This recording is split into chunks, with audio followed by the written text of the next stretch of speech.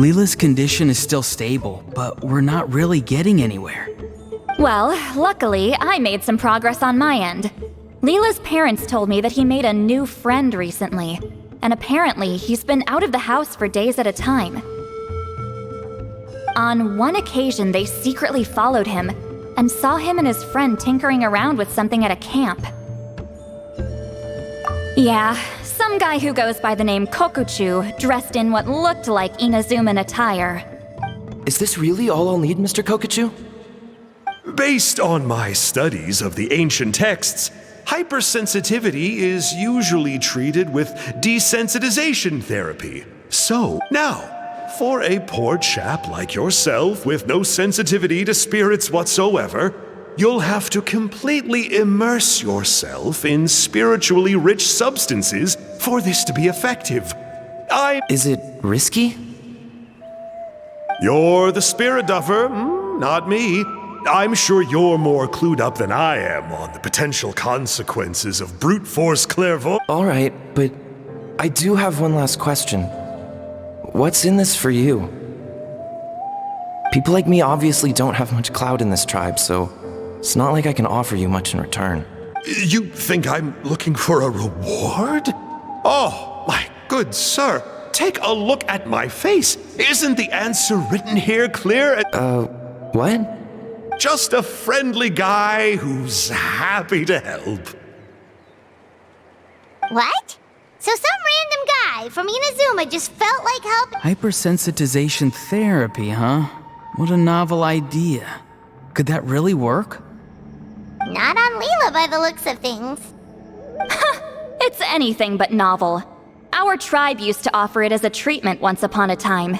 But it was so fraught with risks and had such an abysmal success rate that it was eventually outlawed. As for this Kokuchu fellow, I'm sure he has his own agenda. He conveniently disappeared right after Leela got into this mess. Leela's parents gave me the address of the camp, so I went and checked it out. There were clear traces of spiritual energy. And also, look what I found. What's this? A broken shard, probably from a weapon or some sort of ceremonial implement. You feel that? It might look old, but it has extremely strong traces of spiritual energy. Leela must have used this as his medium. It would definitely explain how a spirit duffer like him was able to trigger a clairvoyant experience. Wait, there's something else. It feels so familiar. I think this is somehow connected to my ancient name. Connected how? Is it like a shard of an ancient name? No, more like... I think this item might have belonged to a previous bearer of my ancient name. Okay, that's it. Granny's getting itchy clairvoyance fingers. I'm going to try using this shard as a medium. Cool, same as last time? The Traveler can use the Spirit Loom to record what you find on a woven scroll. Nope. Auroron can do the recording this time. Why? It's a safety measure. You have a better understanding of the spirit domain than the Traveler. If this really is a Sanhaj relic, you'll be better placed to deal with the fallout in the event that something goes wrong. Ah, see, Paimon? Told you Granny has a soft spot for the Traveler. Look at her not wanting to put him in danger. Meanwhile, I'm just a grandkid, so I'm expendable.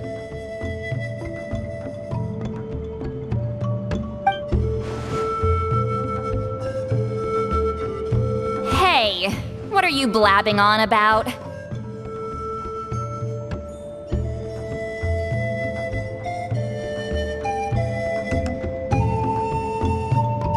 Sorry, Granny. I'm ready now. Then let us begin.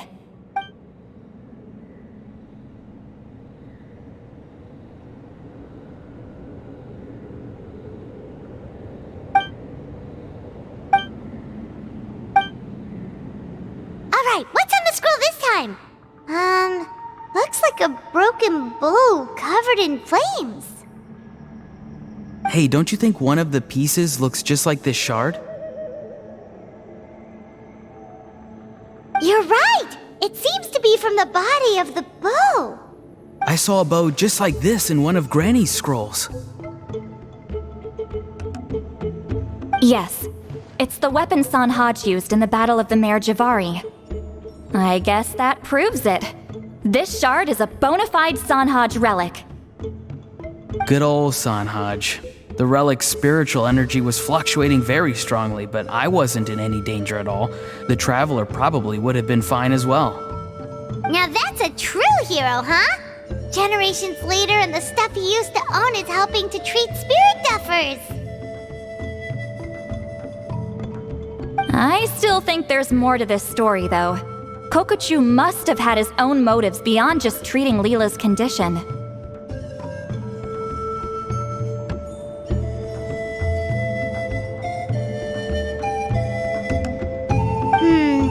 Well, okay, we saw the full bow just now, right? I don't know if he'd have anything to gain by doing that.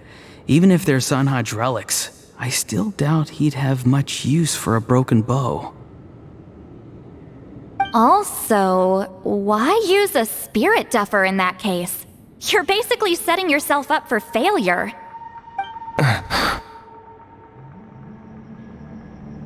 Huh? Layla's body is responding! Let me take a look. I can sense a spirit being drawn to the relic. Looks like Granny's plan is working. Leela's spirit is being drawn to the bait. In that case, let me try again. This time using both Leela's body and the shard as mediums. You can do it, Granny. I'm ready to go too. You got the itch too, huh? Plus, Auroran went last time. It's only fair to take it in turns. Fine by me. We know it's safe now, so... All right, if you insist. Be my guest. Just let me know when you're ready.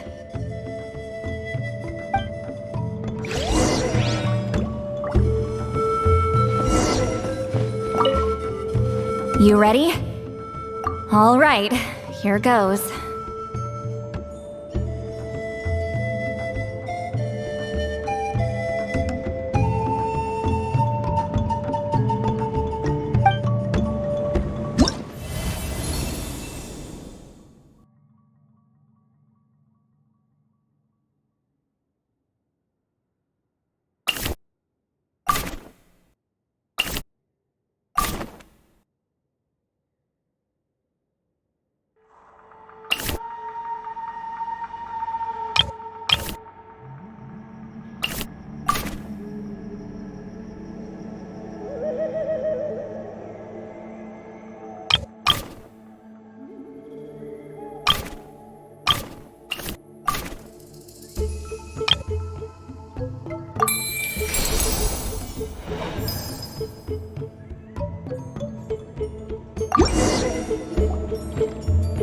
Another image has appeared.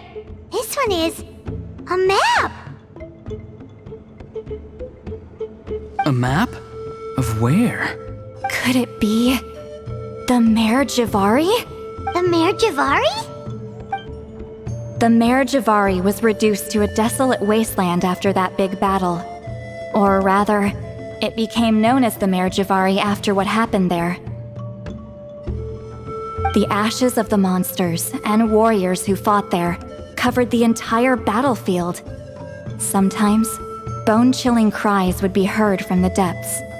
Other times, the whole region would become engulfed in towering flames, drowning out the cries. That place is full of untold dangers and mysteries. Over the centuries, the finest adventurers have tried to prove themselves by venturing in. Sadly, most ended up perishing there. That lasted up until around 20 or 30 years ago, when strange things started happening. People started speaking of an enormous dark creature the size of a mountain, roaming around inside the Mare Javari. And then, shortly after that, the whole region just completely disappeared. Nobody knows how. but that infamously ominous place just vanished from the face of the world.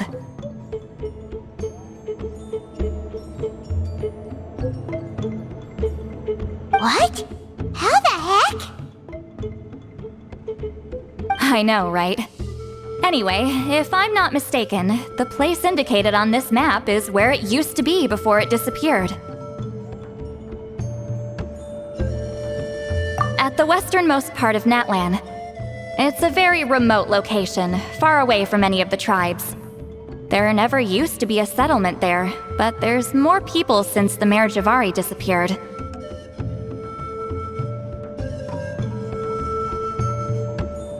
Anyway, that's just what I've heard. I've never been there myself.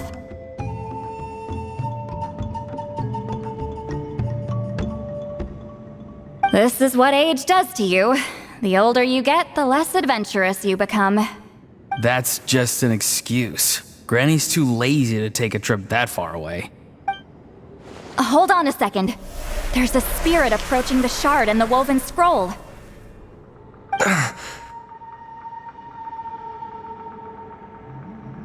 Oh, Leela's body is responding again! Quite a strong reaction this time. Does this mean what he was really seeking was the Mare Javari's location? I sense it too. There's a soul nearby. Almost a complete one. This is creeping Paimon out! Seems like the plan is working. So, can we just wake him up now? Not today. You might think bringing a spirit back into its body is like pouring water from one bottle into another, but it's far more complicated than that. I need to borrow a ceremonial sword and make some other preparations. It'll take me about 2 days.